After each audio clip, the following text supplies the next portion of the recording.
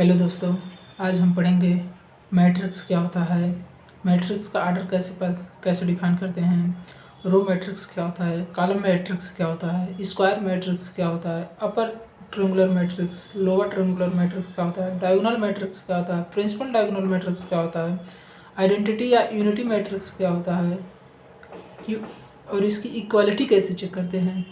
तो आओ सबसे पहले इसको चेक करते हैं। तो मैट्रिक्स क्या होता है?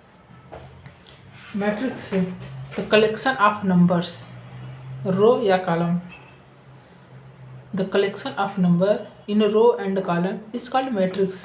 जैसे बहुत सारे नंबर हो, उसको रो और कॉलम में अगर कलेक्ट कर दिया जाए या कलेक्शन कर दिया जाए या एरे के फॉर्म में उसको रख दिया जाए, बहुत सारे एरे को मिला करके मैट्रिक्स बनता है। जैसे ये 1 1 1 2 2 1 2 2, ये एक मैट्रिक्स है।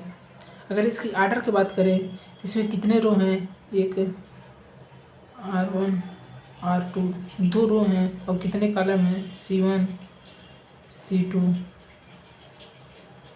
तो इसके आर्डर हो जाएंगे number of row into number of column, इसी को आर्डर बोलते हैं दोस्तों। ठीक है। अब रो मैट्रिक्स का होता है एक ऐसा मैट्रिक्स जिसमें सिर्फ एक ही रो हो, उसे रो मैट्रिक्स बोलते हैं। फॉर एग्जांपल जैसे R बराबर एक मैट्रिक्स है A1 A2 A3 dot dot करके AM, इसके आर्डर हो जाएंगे 1 इंटू M, क्योंकि इसके नंबर ऑफ कॉलम है M, इसलिए इसका आर्डर हो जाएंगे 1 इंटू M। कॉलम मैट्रिक्स का होता है एक ऐसा मैट्रिक्स जिसमें सिर्फ एक ही कॉलम हो, उसे कॉलम मैट्रिक्स बोलते हैं। फॉर एग्जांपल जैसे ABC, इसमें दोस्तों देखिए एक कॉलम है जबकि रो 3 कॉलम है, 3 रो है, तो इसलिए इसका आर्डर हो जाएगा नंबर ऑफ रो, 3 रो है 3 इंटू नंबर ऑफ कॉलम 1, तो इसका आर्डर होगा 3 इंटू 1। अब स्क्वायर मैट्रिक्स कैसे कहते हैं? एक ऐसा मैट्रिक्स जिसमें रो और कॉलम दोनों इक्वल हो। फॉर एग्जांपल जैसे एक ऐसा मैट्रिक्स जिसमें number of row number of column दोनों बराबर हों, तो उसको स्क्वायर मैट्रिक्स कहते हैं। जैसे इसमें 2 रो हैं और 2 कॉलम है, ये हो गया, ये स्क्वायर मैट्रिक्स हो गया।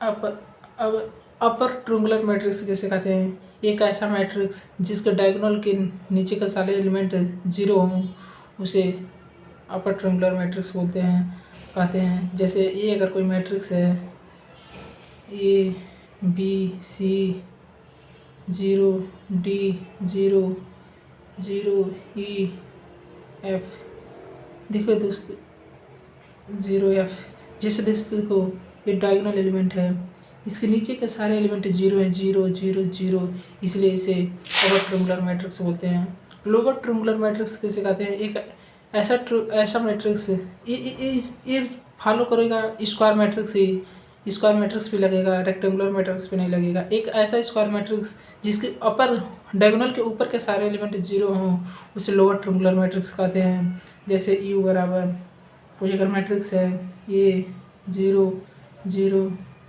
B C 0 D E F, देखो दोस्तों ये डायगोनल एलिमेंट है, इसके ऊपर के सारे एलिमेंट 0 हैं, इसलिए इसे लोअर ट्रायंगुलर मैट्रिक्स बोलते हैं। डायगोनल मैट्रिक्स किसे बोलते हैं? एक ऐसा मैट्रिक्स जिसमें अपर ट्रायंगुलर और लोअर ट्रायंगुलर दोनों एग्जिस्ट करता हो, उसे डायगोनल मैट्रिक्स बोलते हैं।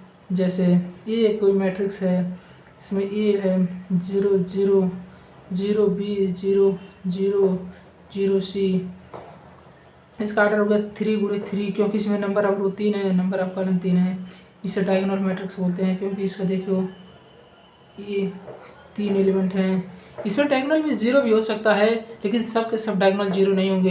अगर सब के सब डायगोनल भी 0 हो जाएंगे तो उसे 0 मैट्रिक्स बोलते हैं। जैसे एक कोई मैट्रिक्स है उसमें सारे एलिमेंट 0 0 हैं, तो इसे 0 मैट्रिक्स बोलते हैं, 0 मैट्रिक्स बोलते हैं। प्रिंसिपल डायगोनल मैट्रिक्स किसे कहते हैं? एक ऐसा मैट्रिक्स जिसमें डायगोनल के सारे एलिमेंट इक्वल हो, मतलब सब एलिमेंट सेम हो, डायगोनल के सारे एलिमेंट सेम हो, उसे प्रिंसिपल डायगोनल कहते हैं। जैसे कोई एक मैट्रिक्स है A, इसके डायगोनल एलिमेंट सब बराबर हैं, A 0 0 0 A 0 0 0 A। देखो दोस्तों ये सारे डायगोनल के एलिमेंट सब आपस में बराबर हैं, इसलिए इसे प्रिंसिपल डायगोनल मैट्रिक्स बोलते हैं। अगर ये सारे एलिमेंट यदि प्रिंसिपल डायगोनल के सारे एलिमेंट 1 हो जाएं तो उसको आइडेंटिटी या यूनिटी मैट्रिक्स बोलते हैं। इसे आई से रिप्रेजेंट करते हैं, जैसे आई बराबर 1 0 0 0 1 0 0 0 1, इसे आइडेंटिटी मैट्रिक्स बोलते हैं। इसका आर्डर है 3 × 3, इसलिए इसको I3 से भी रिप्रेजेंट करते हैं। इसे यूनिटी मैट्रिक्स भी बोलते हैं। अब दो मैट्रिक्स हैं तो उसकी इक्वालिटी कैसे चेक करते हैं? दो मैट्रिक्स इक्वल होंगे इफ़ उनकी आर्डर सेम हो, आर्डर सेम हो। जैसे दो मैट्रिक्स हैं तो उनके m × m हैं, इसके आर्डर और b के आर्डर, b का भी आर्डर हो m × m, तभी ये सेम होंगे। और उसके करस्पॉन्डिंग एलिमेंट भी सेम होना चाहिए।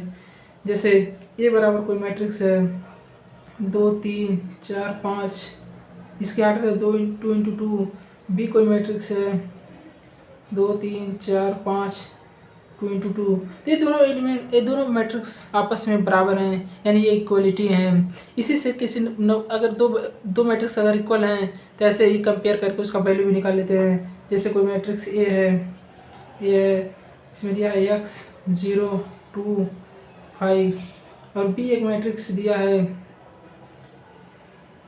-4 0 2